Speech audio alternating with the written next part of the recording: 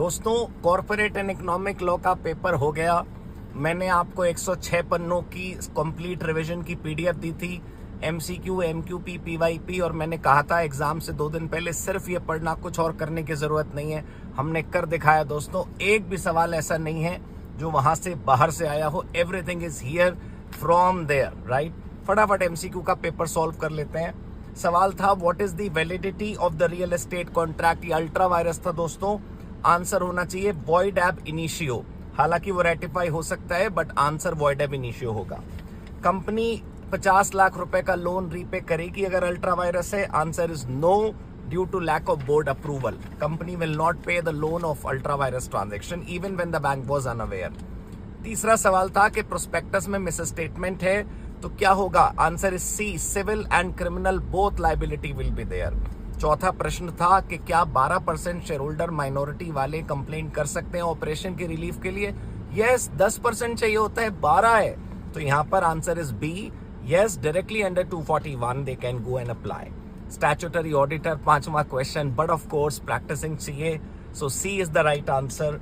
Board report is signed by chairman, of course, subject to the authority of the board, तो answer is B, chairman with the authority of the board. अगला सवाल था under the insolvency bankruptcy code कितने दिन के अंदर ये पूरा हो जाना चाहिए दोस्तों। आंसर होना तो चाहिए 270, बट इंस्टीट्यूट के सारे सब जगहों पर, किताब में, एमसीक्यू बैंक में, एमक्यूपी में, सब जगह 180 है। So I would advise 180 should be the right answer, although 270 is the right one. Clause 49A is related to Kumar Mangalam Birla Committee, so answer A it is B, Kumar Mangalam Birla. Sustainable development कौन नहीं है। Paddy cultivation, option C is the right answer. Price determination का process क्या होता है। Book building, very simple, 10th का C is the right answer.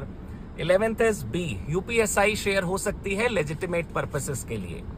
Next question था कि टेक ओवर अगर डिफरेंट इंडस्ट्रीज का होगा तो उसे क्या बोलेंगे। Option A, conglomerate take over is the right answer. Banking companies कौन कौन से बिजनेसेस कर सकती है। Answer is D, all of the above. अगर 130 करोड़ रुपए प्लांट एंड इक्विपमेंट का इन्वेस्टमेंट है और 510 करोड़ आपका टर्नओवर है तो आप सारी लिमिट पार कर गए। आप नन ऑफ द अबव हो, ना माइक्रो, ना स्मॉल, ना मीडियम। आईटी एक्ट में कौन सा साइबर क्राइम है related to unauthorised access. The option is all of the above, D. और जो सब्जेक्टिव पेपर है ना दोस्तों, बिल्कुल डायरेक्ट है दोस्तों, बिल्कुल डायरेक्ट। कंप्लीट रिवीजन का पीडीएफ आपने पढ़ा होगा ना, तो सब हो गया होगा। बट अब चिंता नहीं करनी, जो हुआ जैसा हुआ बहुत अच्छा हुआ। अब अपने अगले पेपर की तैयारी करिए। Best of luck. जय सीएमए, जय सीओसी।